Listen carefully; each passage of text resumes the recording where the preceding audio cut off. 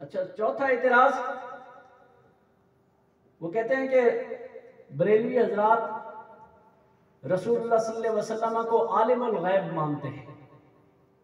یہ بھی ہم پہ اعتراض ہوتا ہے، اور ہمارے جو عام لوگ ہیں وہ گلی محلوں میں بیٹھ کر ایک دوسرے سے بحث کر رہے ہوتے ہیں کہ ہاں رسول اللہ صلی اللہ علیہ وسلم عالم الغیب ہیں، رسول اللہ صلی اللہ علیہ وسلم غیب کے جاننے والے ہیں، تمہیں کیا پتہ ہے، تم جو ہے وہ نہیں جانتے.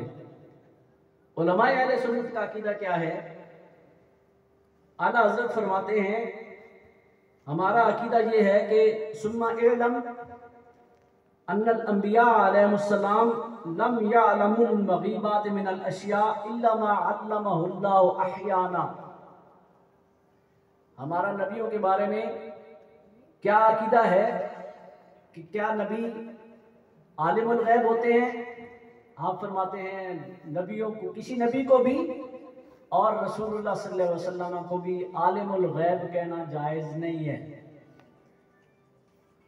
اعلیٰ حضرت کیا فرماتے ہیں؟ ہمارا عقیدہ کیا ہے کہ ہم رسول اللہ صلی اللہ علیہ وسلم کو عالم الغیب نہیں مانتے. ٹھیک ہے نا جی؟ رسول اللہ صلی اللہ علیہ وسلم عالم الغیب کا کیا مطلب ہے؟ عالم الغیب کا مطلب ہے کہ کلی غیب کو جاننے والا، یعنی ہر وقت جو جس کے پاس غیب کا علم موجود ہے وہ عالم الغیب ہے. لیکن ہمارا رسول اللہ صلی اللہ علیہ وسلم کے بارے میں بھی اور باقی انبیاء کے بارے میں بھی کیا عقیدہ ہے؟ اعلیٰ حضرت فرماتے ہیں کہ ہمارا عقیدہ یہ ہے کہ انبیاء علیہ السلام لم یعلموا المغیبات، انبیاء کو غیب کا علم نہیں ہوتا. یہ اعلیٰ حضرت فرما رہے ہیں. اس لیے جو بریلوی ہیں، اعلیٰ حضرت کے ماننے والے ہیں، ان پہ یہ اعتراض چھوڑ دیں کہ وہ رسول اللہ کو عالم الغیب کہتے ہیں. اعلیٰ حضرت کیا فرماتے ہیں؟ آپ فرماتے ہیں ان الانبیاء علیہم السلام لم یعلموا المغیبات من الاشیاء. انبیاء علیہ السلام غیب کی بات نہیں جانتے الا ما علمہم اللہ احیانا، سوائے اس بات کے جو کبھی کبھی اللہ رب العزت ان کو عطا فرما دیتے ہیں. ہمارا عقیدہ کیا ہے علم غیب کے بارے میں، نبی کے علم غیب کے بارے میں؟ ہمارے دوستوں کو جو ہے وہ بٹھا کے بتا رہے ہوتے ہیں، دیکھیں فلاں وقت سیدہ عائشہ صدیقہ رضی اللہ تعالیٰ عنہ کا ہار گم گیا، اگر نبی کو غیب کا علم ہوتا تو بتا دیتے. فلاں وقت یہ ہو گیا، اگر نبی کو غیب کا علم ہوتا تو بتا دیتے.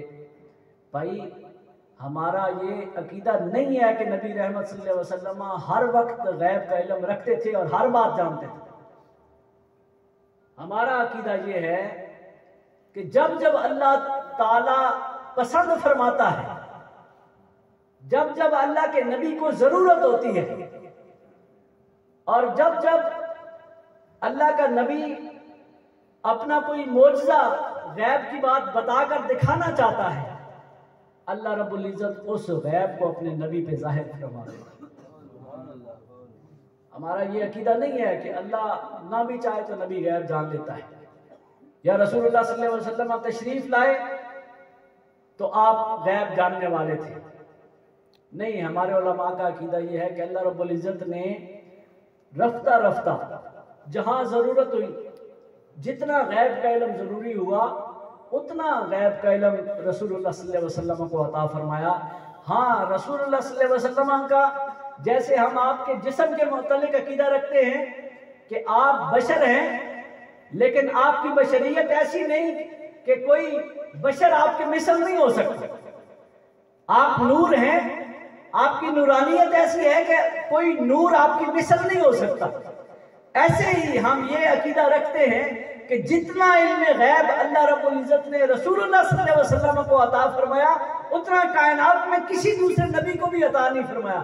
لیکن ہم یہ نہیں کہتے کہ اللہ رب العزت نے کلی غیب جو ہے وہ رسول اللہ صلی اللہ علیہ وسلم کے حوالے کر دیا، اور یہ بھی نہیں کہتے کہ رسول اللہ صلی اللہ علیہ وسلم زندگی کے ہر لمحے میں غیب جاننے والے تھے. یہ ہمارے اہل سنت و جماعت کا عقیدہ نہیں ہے. ہمارا عقیدہ یہ ہے کہ